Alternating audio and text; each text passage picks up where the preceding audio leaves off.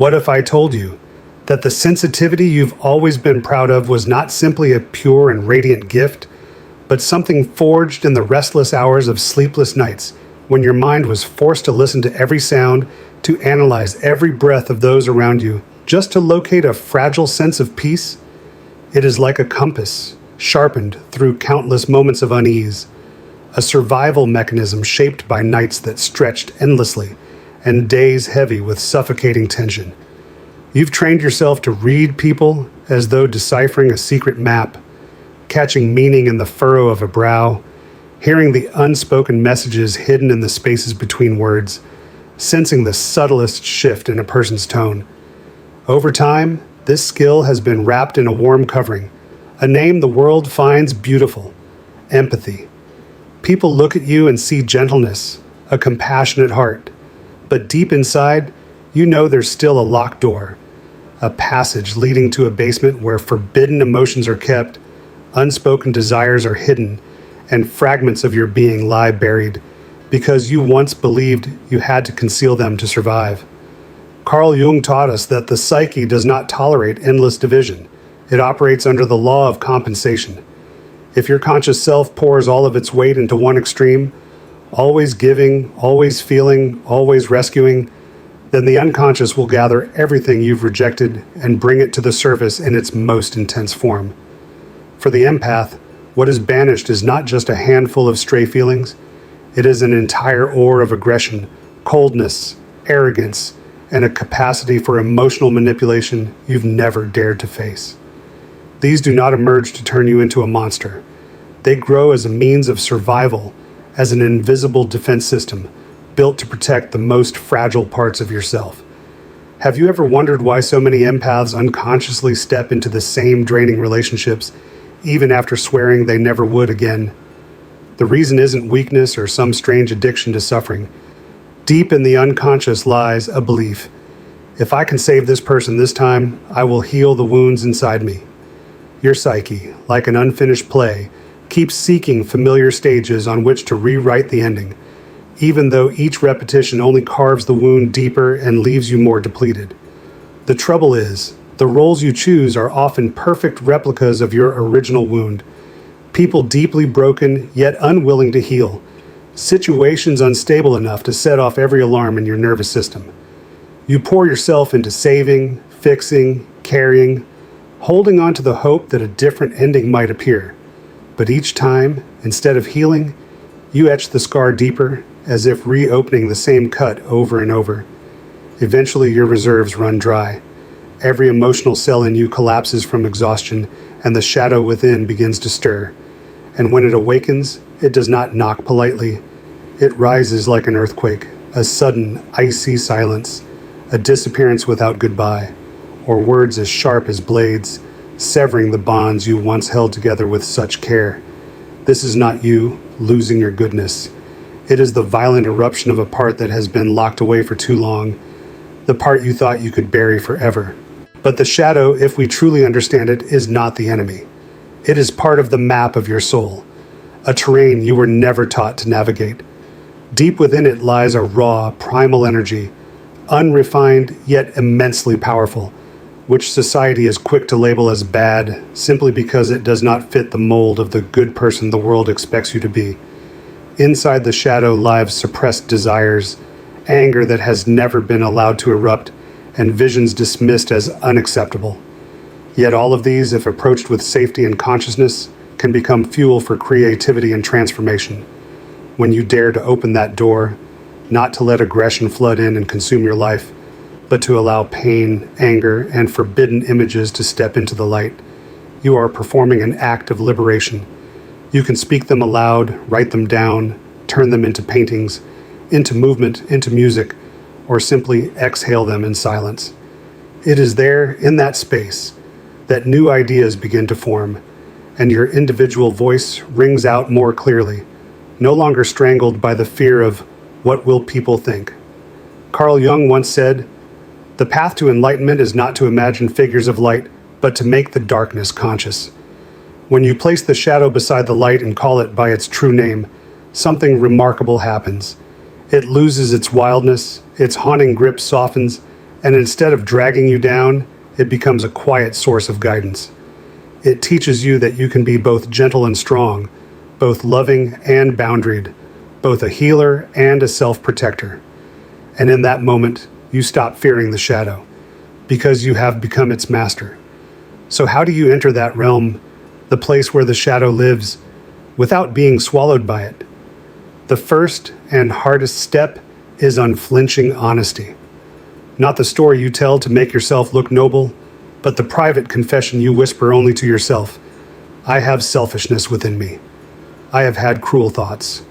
There are times when turning away from someone's pain feels almost effortless. These are truths you may not want anyone to know, not even yourself. But only when the light of awareness touches these hidden corners will they stop pulling the strings from behind the curtain. Speaking these truths does not mean acting on them. You can admit to having imagined something malicious without ever bringing it to life. You can acknowledge the need to be prioritized and cared for without becoming ruthlessly self-serving. This admission is like cracking open a small beam of light into a locked cellar, not to release everything at once, but to allow you and it to finally see each other. When that happens, the rescuer mask you've worn for so long begins to fracture, making space for your whole self, light and shadow together, to emerge. The second step is to learn the art of dialogue, not with other people, but with the part of you you've disowned. This is a profound technique in depth psychology, turning the unconscious into a conversation partner. Try journaling in a two-voice dialogue style. On one side, write as your conscious self, asking, I ask my selfish part, what do you need? What are you trying to protect? Then, in the response, allow the shadow to speak in its own words, without interruption, without judgment. You may be surprised to discover that the shadow holds not only resentment or rage, but also deeply human needs. The need to rest, to be respected, to be protected from those who would exploit you. If you find it hard to write, try the technique of active imagination that Jung himself used. Sit somewhere quiet, close your eyes, and imagine the shadow as a concrete figure. It might be a wolf, a traveler in a black cloak, or a version of yourself with colder, sharper eyes. Invite it to sit with you. Ask why it is there, and listen as if you were hearing the story of someone who has endured many hardships. No arguing, no imposing a judgment of right or wrong. Simply listen and take note. This is not merely an imaginative exercise, it is the work of your personal mythology. You are giving the shadow a name, a face, and a place within the economy of your soul. Once it has a place, it no longer needs to batter down the door to get attention. Instead, it can become an ally, a guardian at the threshold who helps you set limits and protect your reserves. And that is how you begin to transform the shadow from an invader into a companion. Third, learn boundaries as an art, and truly, it is an art far subtler and harder than most imagine. Empaths often live with borders as thin as tracing paper. They appear to exist, but a light pressure from another person pierces them. Whenever someone expresses a need, a desire, or displeasure, you feel the pressure like an incoming wave, and your first instinct is to set aside your own needs to meet theirs. Saying the word no seems simple, but inside you it triggers a small earthquake. The heart races, the palms sweat, and your mind runs 100 scenarios of how the other person will react. Anger, abandonment, hurt. To break that pattern, start with very small, safe steps. Allow yourself to be the one who takes the last slice of cake, even if someone gives you a look as if you've broken an unspoken rule. Hold a brief silence for a few seconds before replying to a message or request, so body and mind have time to discern what you actually need. Practice saying no in situations you know will not harm anyone, declining a social invitation when you need rest, or refusing a small favor when you are already depleted. Each time you practice, you send a powerful message to the shadow. Selfishness is not sin. Protecting yourself can be an act of kindness. Next comes the transformation of energy, turning what was once considered too much inside you into a source of creativity. Rather than letting anger be bottled up until it explodes into a cutting remark or an outburst at yourself, find a safe, expressive outlet. Paint a canvas with violent colors, Write a passage that holds all your frustration. Let your body move to fierce music, or collaborate with someone to make something real. Remember that many artists, writers, composers, and great thinkers have gone deep into their own darkness, and instead of fearing it, they refined it and rendered it into works that outlast them. This is not an invitation to act on harmful impulses, but a call to master the skill of alchemy, to turn raw, untamed energy into a useful, meaningful instrument. Finally, find a safe space. The shadow cannot be integrated in total isolation. It needs a witness, someone patient and grounded enough not to be swept into your drama, yet present so you don't feel alone.